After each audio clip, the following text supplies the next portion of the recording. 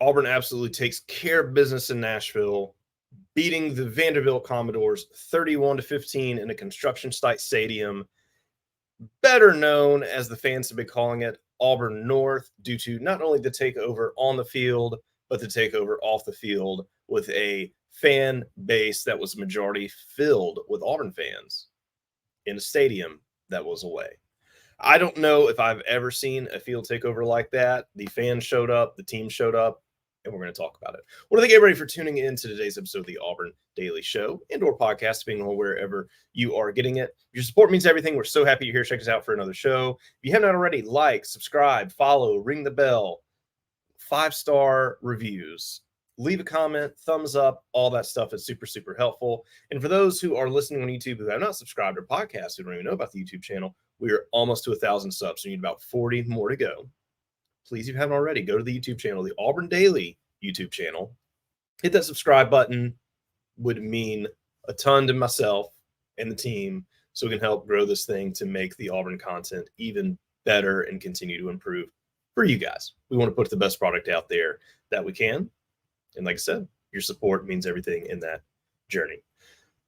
Before we get too much into the game, I want to take a brief moment to thank our show sponsor for today, the Opelika Rage Room. You've heard about them already. If you've been listening to the show, it is exactly what it sounds like. If you don't know what a Rage Room is, well, you definitely need to jump on the Google machine and check out, or just Google what a Rage Room is.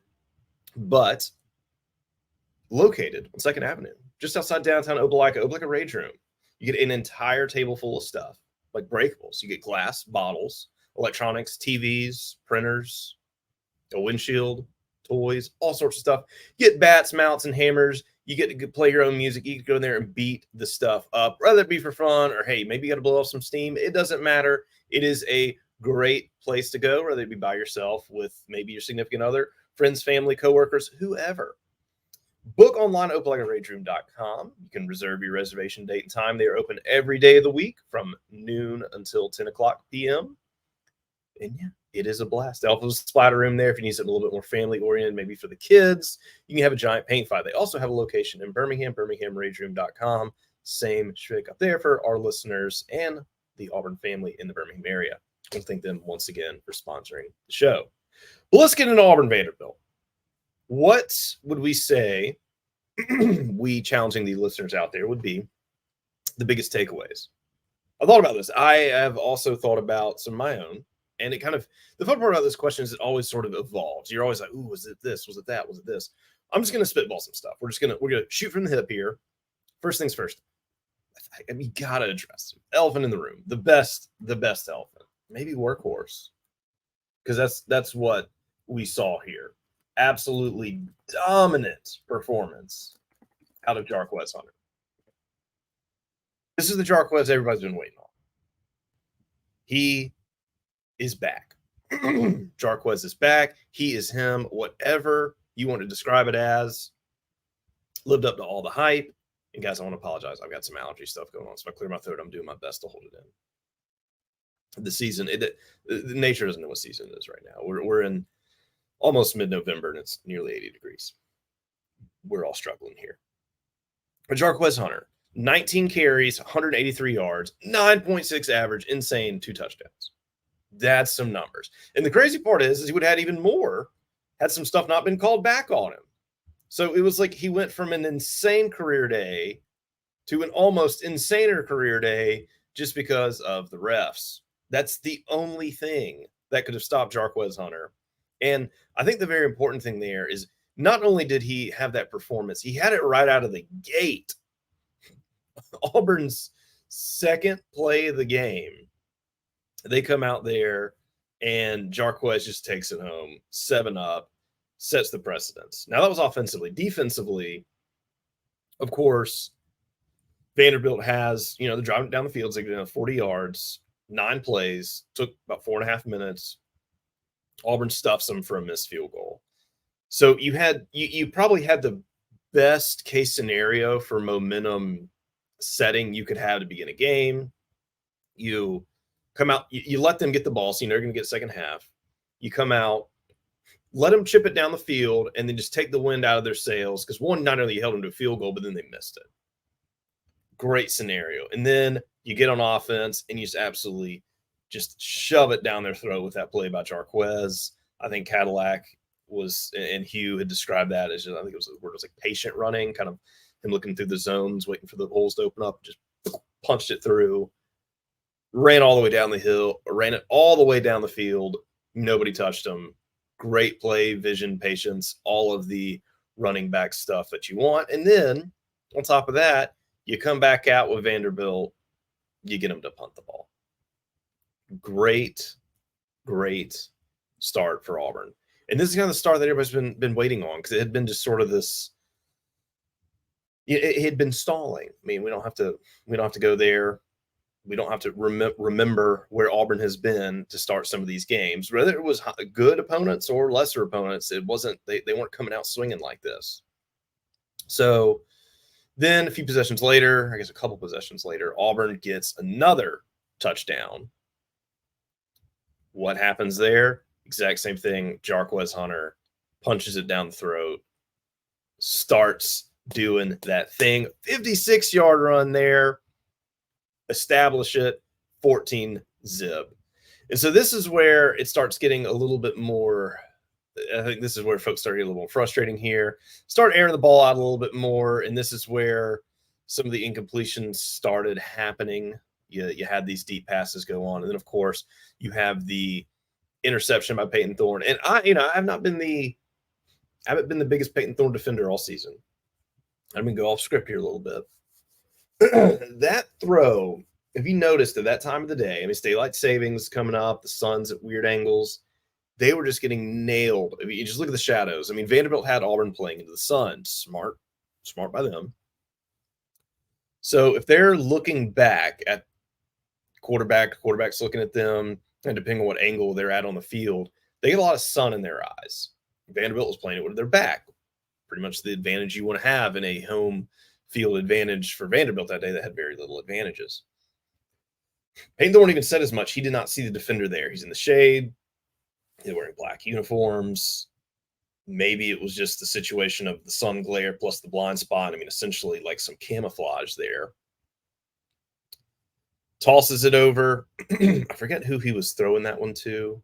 Can't remember if that was, it was Johnson or it was Camden Brown. But anyway, doesn't matter. Didn't put enough pep on it. Guy read it. Who knows the sun situation. Peyton was selling it on TV. I mean, he threw his arm up over his eyes. Like, he's like, I know the camera's on me right now. This is sign language for sun was in my eyes. Can't blame him for that. But if anybody's done anything outside, I mean, gosh, I was driving around yesterday, just driving west and just getting blinded by the sun. We've all been there. I will say this, had that game not been at that time of the day, I don't think that play happens. Still, you're a veteran quarterback. You can't make those decisions. You can't just assume a guy is never there. It was bad. And the crazy part is, I mean, if you take away that pick six, Vanderbilt only has 8 points. So this game, I hate woulda, coulda, shouldas, but I mean, we're going to do a little bit of woulda, coulda, shoulda here for a second. Auburn really could have had 40. The score easily could have been 45-8 for a lot of different reasons.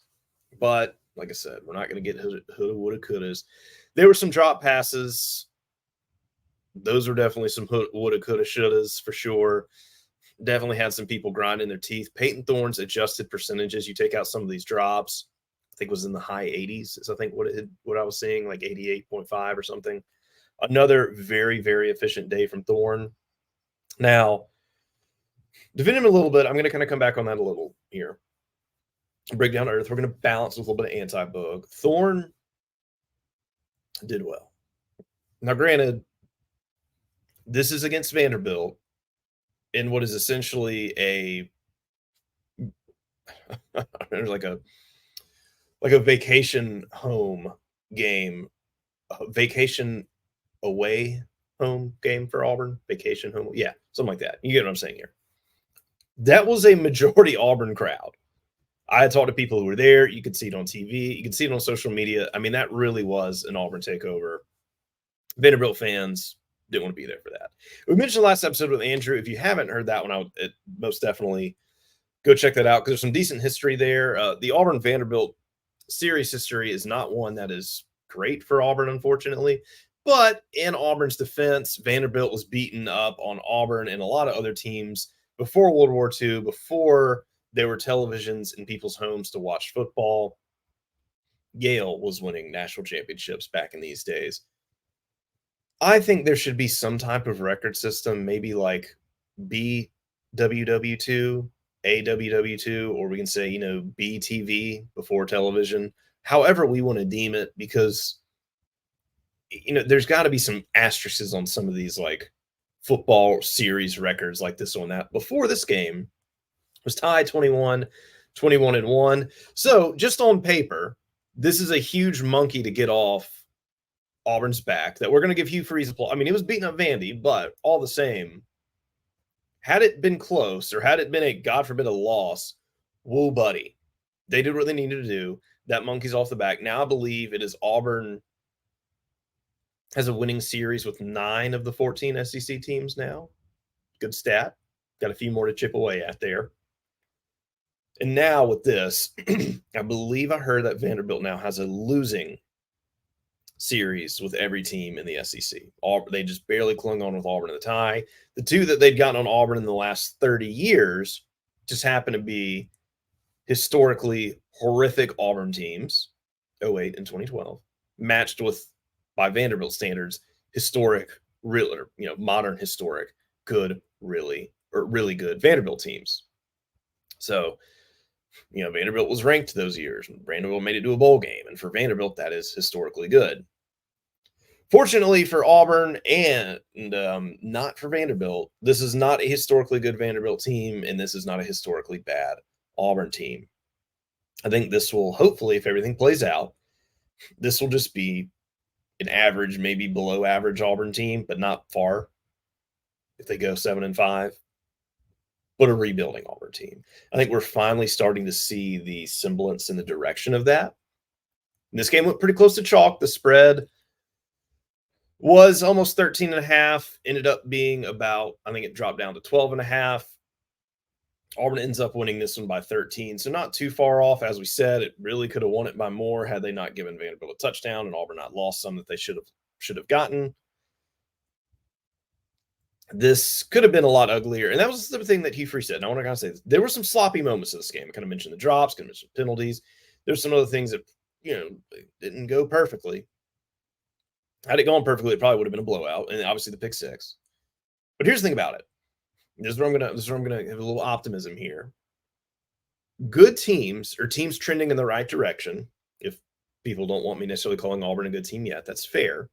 But teams trending good, or teams that are doing good things, even if they're sloppy, they still handily take care of teams that are not good. Vanderbilt is not good. Now, let's remember, Vanderbilt did put up 20 points against Georgia at home. So, Auburn did better there defensively. But they still did what they needed to do, despite it being a little sloppy. They offset that for being pretty good. I mean, look at Cal.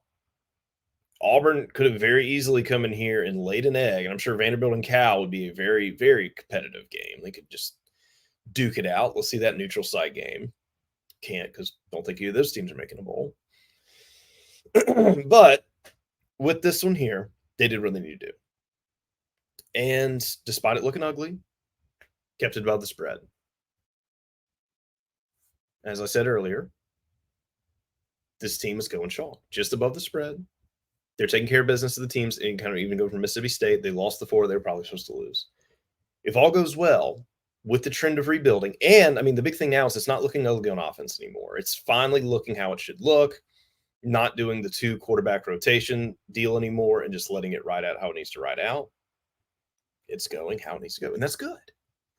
You sail in the sunset with that. You take care of business who you need to. You start having things to where people saying, okay, we're expecting it. 09 was always the goal. And Auburn got beat bad. I mean, look at you thought the LSU game was bad this past year. 09 LSU was horrible. I mean, that was just a blowout, worse than the score looked. So you're going to have some of those in a rebuilding year. And if you do the things right and end it on a positive note, you don't remember those losses as much unless you've got a freaky good memory like I do with some of these things. You can remember exactly where you were in the moment, where you were sitting on the couch and they just put Neil Cottle in at quarterback. It's just a desperation at what can happen. It's okay. We're getting over that. I still remember what happened with Lenny Fournette in 2015, and I'll still remember for a long time what Daniels did to Auburn that game just a few weeks ago. But we still remember the things that followed those games, 2017, of course, 2010 and 13, and if you're talking LSU, 2014, and what good things will be coming after this one soon. Feeling a lot better than I was a few weeks ago about this trending in the right direction, and that's Hugh Freeze. Whatever problems they were having, he's pivoting. I was tell everybody there's still going to be some growing pains with this. This does not mean that the waters are smooth. There's going to be a lot of stuff coming up on the horizon here. Could be a rough game against Arkansas. It could be very likely a rough game against Alabama. There's going to be players that'll leave. There'll be coaches that'll leave. There'll be guys that commit. There'll be guys that decommit. There's all sorts of different things that can happen that can have people throwing their hands up in the air saying, oh my gosh, the house is on fire. It's not. This stuff will happen. It'll look great at times. It's going to look sloppy at times. It's just part of the rebuild process. It feels nice right now because, of course, Auburn played Vanderbilt. Made it feel a lot better. It's nice when you're not having to go against ranked opponents every week and kind of calm down and breathe. But I just want to kind of tell everybody, the Vanderbilt game felt good. There was a lot of positives to take away from this. Auburn took care of business. Now, one thing I do want to mention in this game before I get too far looking ahead is Auburn did win the middle eight. Don't know what the middle eight is. Just a quick Google. I don't waste too much time explaining this. Big Bill Belichick thing. Just the middle 8 minutes of the game. First for before half, first four after. Auburn should have had a touchdown there. They had that penalty. They got it called back. Great play by Jarquez, as I mentioned earlier. That should have added to his insane career day he already had. I digress. And then, of course, they get the ball back. Come out absolutely swinging right in the third quarter, set the precedence, keep the lead, and really just got to coast it. Now, the crazy part isn't that there's clock rules here. In the last quarter of the game, Auburn only had the ball. I mean, you can say twice technically because they did have it, but it was essentially just like a burn the clock. Vanderbilt kept the ball for 9 minutes and 4 seconds. And 16 plays, got 79 yards. Ironically, got no points out of that. Vanderbilt about kept the ball the whole quarter. Now, I'm sure Auburn was totally fine with that. Just say let them burn as much clock. Didn't really need to do anything. No need to get anybody hurt. Everybody kind of got the yards they needed to get. Crazy. Clock rules, absolutely nuts. 9 minutes in just one series. We'll see if there gets to be some coaches who like slowing the game down that sort of like try to find a way to exploit this and just absolutely do that and just take almost an entire quarter. I mean, there could be a situation to where like each team gets like averages. Like if a coach is just waking up and choosing violence, a possession and a half average-ish each quarter with the way the clock rules work. I don't like them. I think it is worse for football. I think it has definitely taken away a lot of the flow of the game and just kind of the excitement of it.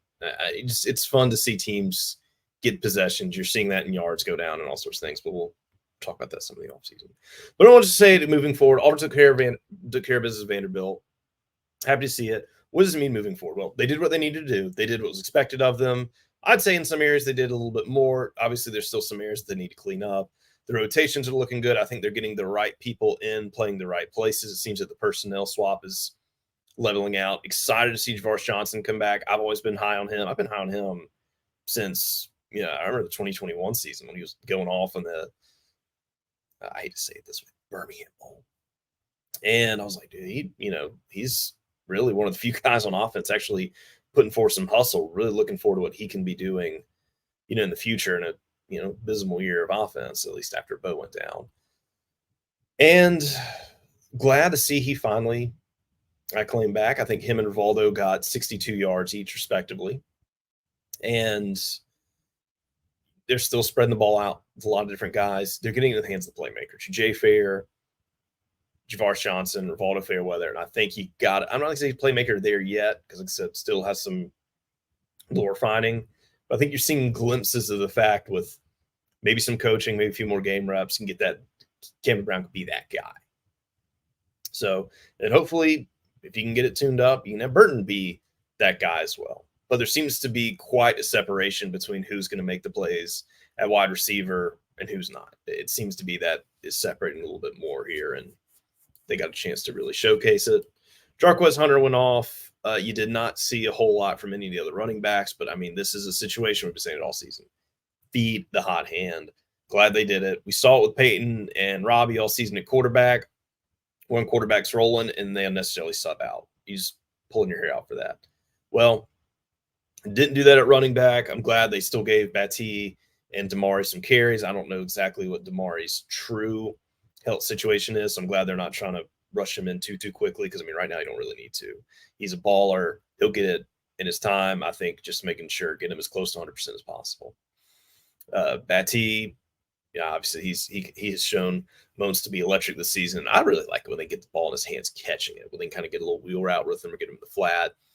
That always seems to be a nice little weapon. It helps easy throw, kind of get the quarterback established, and he's slippery. But he had some good returns too, so it wasn't like he was completely